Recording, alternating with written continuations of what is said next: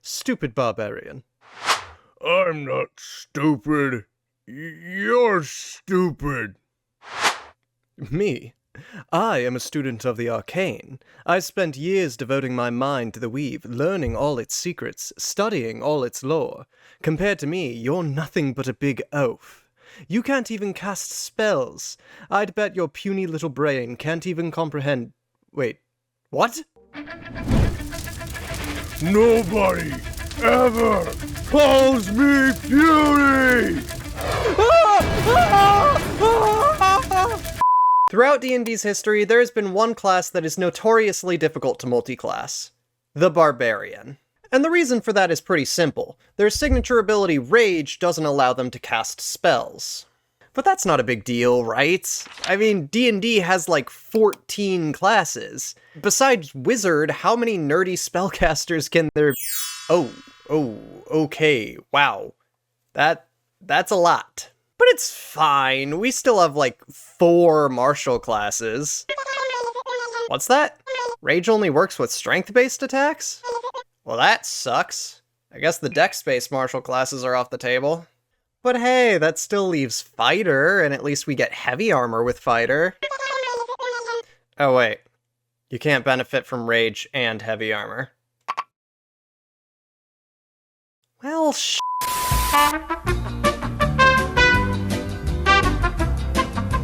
Is that it then? Did Wizards of the Coast just decide that barbarians are too stupid to multiclass? Well, as self-prescribed idiots ourselves, we at Son of a Lich have never let our stupidity stop us before. And that's why we're here to tell you about 3 barbarian multiclass ideas that are all part spellcaster. So buckle up, and let's get reckless.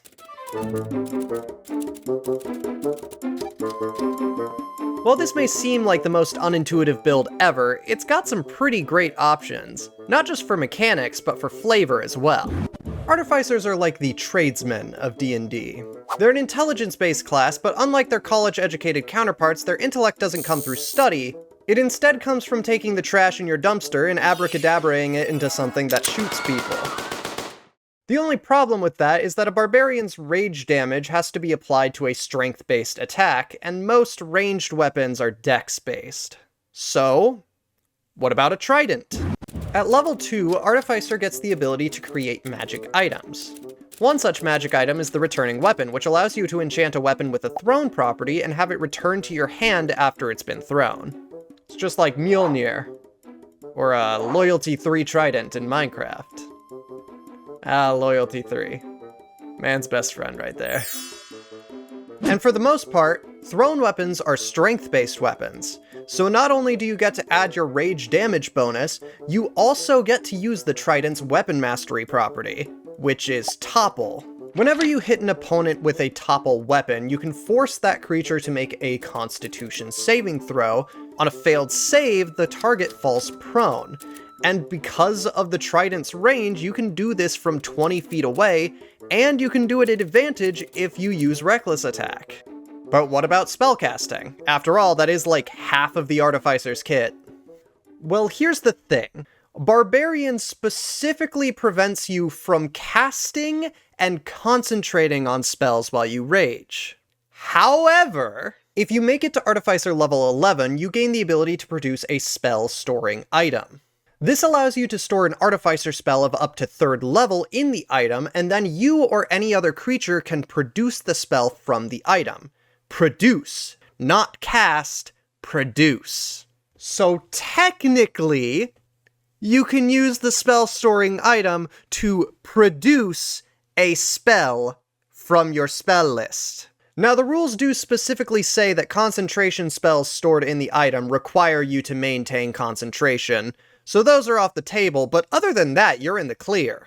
This means that we can all finally live out our collective dream of being a barbarian that can rage and shoot fireballs at the same time. What a beautiful day.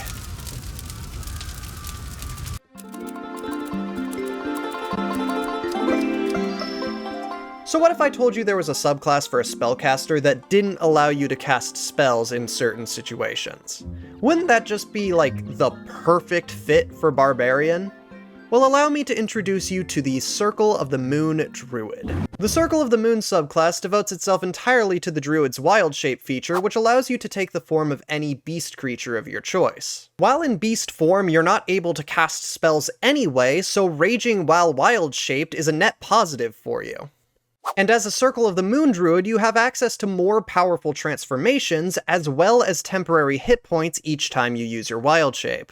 Pairing this with the Barbarian's rage resistances gives you some great survivability, making you an amazingly fierce tank. But what really makes this subclass so appealing is its scalability. Many of the CR1 beasts you gain access to with Circle of the Moon already come with a multi-attack of some kind, which means that you don't have to wait until Barbarian level 5 to gain access to extra attack. However, if you manage to make it to Barbarian level 3, you can take the Path of the Wildheart subclass. And if you choose the bear when you take this subclass, you can gain a resistance to every single type of damage, excluding psychic, radiant, necrotic, and force. All of this while potentially raging as an actual bear.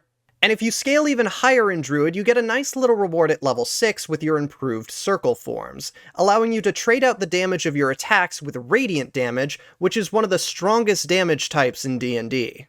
And if you make it to level 10 in Druid, you gain access to Moonlight Step, which allows you to teleport 30 feet as a bonus action and gain advantage on your next attack roll by doing so. Sure, you're still not casting spells in combat, but outside of combat, you have unimpeded access to the Druid's full catalog of support and utility spells. Spells like Longstrider, Pass Without Trace, and Beast Sense are great for exploration, and really lean into the Barbarian's primal feel. And with Cure Wounds and Revivify, you can still offer up some crucial support options outside of combat.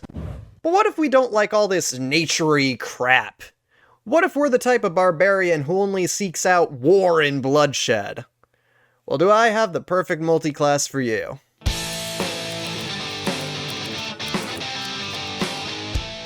You know, nothing says war crimes like being a cleric.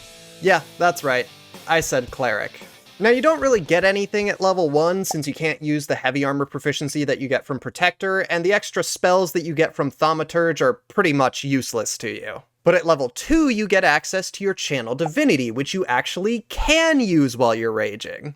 Not only does this give you some healing, it also gives our brainless barbarians some utility against the equally brainless undead.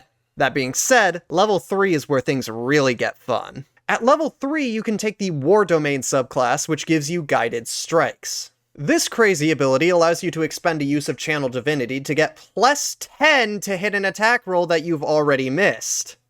That is crazy. That is just insane, and it's not even the best part. The best part is that you're not limited to applying the plus 10 to your own attack rolls, you can apply it to any allied creature that is within 30 feet of you. And it gets better, that's not even the subclass's best ability. Its actual best ability is War Priest, which allows you to use a bonus action to make an additional attack. So with only 5 levels in Barbarian and 3 levels in Cleric, you can make 3 attacks per turn, all of which apply your rage damage. Meanwhile, on the Barbarian side of things, if you take the Path of the Zealot subclass, you can add an extra d6 of radiant or necrotic damage to your attacks. You also get an additional pool of healing that you can use to restore your own hit points, which not only makes you a menace in damage, but also in survivability. Now sure, you're still not able to cast spells while you're raging, but this multiclass has a hack for that. If you manage to make it to Cleric level 6, you get the War God's Blessing. This ability allows you to expend a use of Channel Divinity to cast Shield of Faith or Spiritual Weapon without using a spell slot. But more importantly, you can just ignore the concentration requirements for those spells. Remember when I said you couldn't concentrate on spells while raging as a barbarian? Well, now you don't need to. As long as you cast those spells before you rage, they will remain active all throughout combat. They won't vanish, you don't have to keep casting them, they just are there. And of course, out of combat, you still have access to the cleric's entire catalog of support spells, meaning that you can heal and potentially resurrect your party members. Damn, this subclass works so well with Barbarian. Surely there must be other cleric domains that work just as well. What about Tempest Domain? Or Death Domain? Or, oh, yeah, wait. It's 2024. Cleric's only got 4 subclass options. Then you know what? Let's broaden our horizons. For the next video, we'll take the Wayback Machine all the way to 5th edition. 2014, the classics. And when we're there, we'll give you our craziest build yet. Barbarian, Chronomancy, Wizard. Use your reckless attack to hit those like and subscribe buttons, and don't forget to ring the bell for notifications when we upload a new video. Until then, can we get a level up?